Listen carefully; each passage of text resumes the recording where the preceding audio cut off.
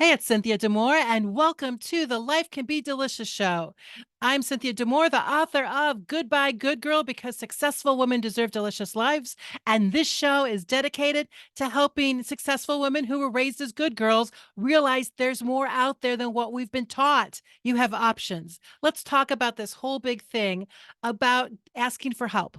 Right? As women raised as good girls, we are trained from the get go that we need to be selfless servants who are responsible for everyone's feelings. That's our job. That's how we are good. And if you think about it, that sets us up for a lifetime of not feeling great about asking for help. You get demerits, right? You're not a good enough girl if you ask for help. You can't do that. Oh my gosh, right? And so it's hard for us to ask for help. So then we go into leadership positions and we need to be able to give our staff, our team, their jobs, right? We need to tell them what to do. And yet, so many of the women I work with, from CEOs to executives to managers, a lot of them just struggle with asking for people to do what they want them to do because they feel bad about asking because that's not really what good girls are supposed to do. And it sounds crazy because these are very successful women, and yet they have those struggles. Some are more overt than others. But where's this come from? Right? Where does this come from? Think about how boys are raised, right? When you look at to the ultimate goal to be the powerful man, what do powerful men have? How are they portrayed in society, in the media, on TV and in movies? How are powerful men portrayed? They have lots of people who work for them doing what they tell them to do. They have assistants. They might have the classic administration assistant, and in the old days it was a secretary who did practically everything for this man. He could be a bit of a goofball or whatever, but by gosh, he had the team to support him to get him through.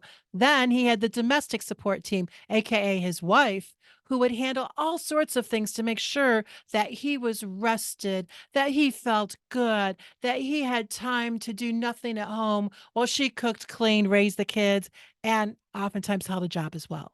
So for men, having support, asking people to do things, telling people to do things, it's a sign of success. So why the heck isn't it the same for women? Why do we accept that men get to ask for help and be heroes because of it? And if we ask for help, oh my God, old programming that's like so freaking outdated rises up and gets in our way of our success. You know, my goal with this is just to raise some awareness because to me, if it's good for men to get help, why wouldn't it be good for women to get help? Why isn't it good for everyone to get help when you need it? There is nothing wrong for asking for assistance. If you think of it from a team building perspective, people support what they help create. And when you block them from meaningful involvement, they're less likely to be as emotionally invested. You'll see higher turnover rates, dissatisfaction at work, unhappiness at home. There's so many different things. And the other thing, just like even now with, equality and women can have these jobs and, they can have the same types of jobs as men when they go home, it's still predominantly the woman's space, right? So we can have two professionals working hard all, for their week, and they come home at night or on the weekends, they're exhausted because they've worked so hard. And the woman is expected to take care of the kids, to arrange the meals, to do the cleaning. A man might help once in a while, but he expects all sorts of praise. I was just talking to some women about this the other night, and it's reinforced in our families.